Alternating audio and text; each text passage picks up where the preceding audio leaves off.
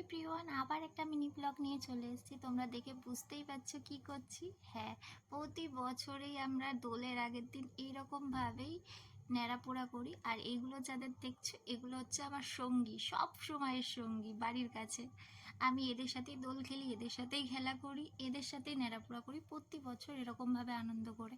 এবছর যদিও বা ওরাই সব কিছু করেছে, আমাকে কিছু করতে হয়নি, আমি জাস্ট একটুই হেল্প করেছি। আর লাস্ট ফিনিশনে ওরা রাবণটার এত লম্বা করেছে, আমি নিজেই ঠেই পাচ্ছিলাম না, তাই ওরকমভাবে পড়িয়েছি। তারপর পুজো দিয়ে একটু ফল কেটে আমরা শুরু করি আমাদের ন্যাড়াপোড়া।